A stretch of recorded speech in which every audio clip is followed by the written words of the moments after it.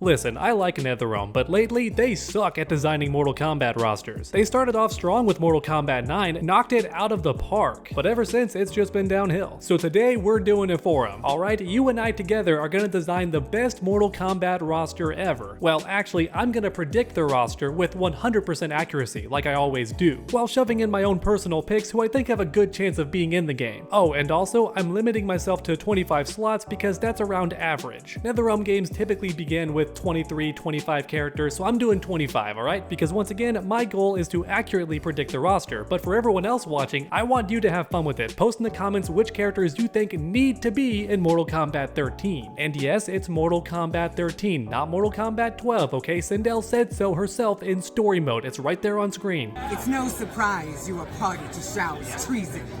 MK12_148_154.11. Ah! Thank you very much.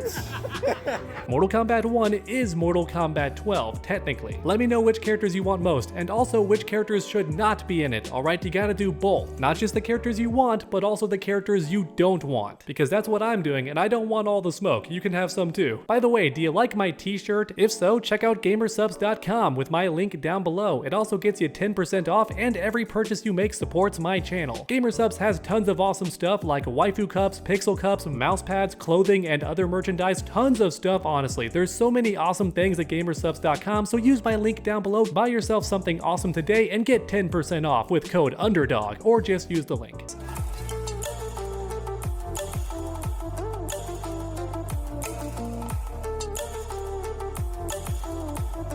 Alright, let's begin. The Mortal Kombat 13 roster. Here's how it's gonna look. First up, we have the characters that have to be there. Alright, they just gotta be. Raiden, Liu Kang, Scorpion, and so on. We know they're making the cut for sure. But then we have the dead characters who aren't coming back, which includes characters like Sindel and even Sub-Zero. Yup, that's right, he's Noob Saibot now. And the other Sub-Zero is Scorpion in this new era. So yeah, we got no Sub-Zero for the next game. How much you wanna bet we get Frost instead? I would not be shocked if NetherRealm left Sub-Zero out for an entire game just to give Frost the spotlight. My buddy the Fourth Snake thinks that's impossible, and maybe he's right, so you know what, just pretend Frost is Sub-Zero if that makes you feel better. Because honestly, either character could make it in, but I doubt both of them will. And by the way, this roster assumes the new timeline is gonna keep going, because that's most likely. Don't get mad at me for saying that, alright? I'm just stating facts. There's a very low chance that NetherRealm reverts back to the original timeline. For at least one more game, they're gonna keep the new era. And as a result, my video on the roster today is gonna keep that in mind. So next up, we have the fan favorite characters that absolutely need to return because everybody wants them. Jade, Nightwolf, Cabal, and other characters that fans were demanding the entire time Mortal Kombat 1 was out. Every one of these characters has to be in the game, alright? They just have to, along with the forbidden cameos that got everyone angry. As in the main characters that were relegated to cameos. I don't mean the cameos are coming back, I just mean those characters specifically that were stuck as cameos need to be main characters in Mortal Kombat 13, because they're also fan favorites like Sonya, Jax, and even Kano. Normally I joke that Kano should skip a game because I do believe that, but Mortal Kombat 1 already did that. He was stuck as a cameo, which is pretty much skipping a game, so he's almost guaranteed for Mortal Kombat 13. That's the one silver lining. Aw man, Stryker would be so cool, and originally I had him on the list, but then realized I had barely any villains, so you know what? Aaron Black makes the cut instead of Stryker, which is honestly more likely. I love Stryker, but let's just be real. Between Aaron Black and Stryker, which one is NetherRealm gonna pick? Next up is Kung Lao, Tremor, and Kentaro. All of these characters should be in the game because fans would love it. And Kung Lao's almost guaranteed since NetherRealm always includes him, and Tremor was so complicated as a cameo that I'm thinking he was originally gonna be a full character, but then plans changed. Or in other words, he's got a great chance of being in Mortal Kombat 13, and Kentaro was teased in Mortal Kombat 11, and Mortal Kombat 1 did have Goro as a cameo. So I'm just saying Kentaro could make the cut. He's a wild card pick to be sure, his chances aren't the best, but they're not zero. Quick side note, I'm hoping Jax keeps his arms for one game. If they are metal, then it's because they're enhanced, okay? His arms weren't ripped off in Mortal Kombat 13, he's just wearing enhanced armor, which was the lore originally, okay? His arms weren't ripped off until the NetherRealm era. Even for Armageddon, he took his arms off personally to put on big super arms. They never got ripped off by somebody. Okay, but now it's time to pick characters that won't return, which is tricky because the most controversial characters like Sector and Cyrax are literally woven into the story. Is MK13 gonna ditch the Cyber Initiative?